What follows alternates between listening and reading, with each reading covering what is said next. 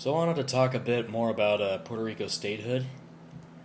Here's something people don't realize about how much the federal budget would be increased with bringing them on board. And that is the Navy and the Coast Guard would have their budgets upped disproportionately, and I'll tell you why. If you look at the geography of Puerto Rico, it's very vulnerable. You've got Hispaniola to the west, you've got the Lesser Antilles to the east, you've got the Bahamas to the northwest. That is plenty of room for drug smugglers to land drugs on Puerto Rico where they can be more easily smuggled from a U.S. territory to a U.S. state. And whereas the Coast Guard right now only has a quarter of the resources it needs to catch the smugglers they know about, we're not ready to bring Puerto Rico. Puerto Rico is a territory. The Congress are immigration to border elite. How about you pay for yourself to put them in better conditions? But of course, Congress doesn't want to do that. Wow, illegal immigration. This is just another example of idiots and traitors in Congress. With that later, but first, I have another idea. While Puerto Rico is a territory, let's put all the illegal rather than put them back in Mexico. I'm sure Puerto Rico is in a better state than Mexico right now. It's third world, so they're not exactly immigration. And once they're over there, they'd have to pay taxes.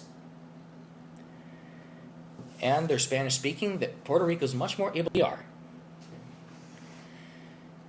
Now, on a different subject of statehood, Washington, D.C.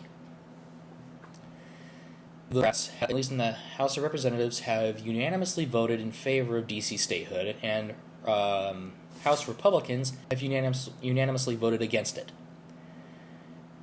Figures. But the Democrats are also saying that it's an issue of racism, because about, I guess, almost half of D.C.'s population is black. Let's forget the whole race issue, and let's go to the other argument they use, which is less than full voting rights for the people of D.C. White or black, whatever the race, I can see that argument.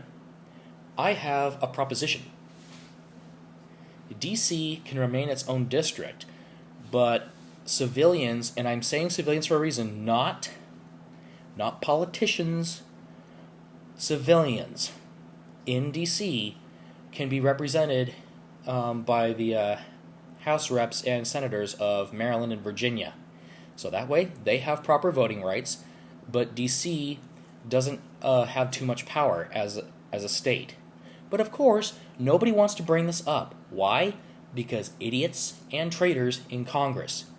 The idiots who can't think of anything better are too blinded by the victim mentality to think of anything better, too afraid of the other party to think of anything better, and really just want, in the case of the Democrats, just want extra houses in Congress, and it's not really about racism to them. It's all about power.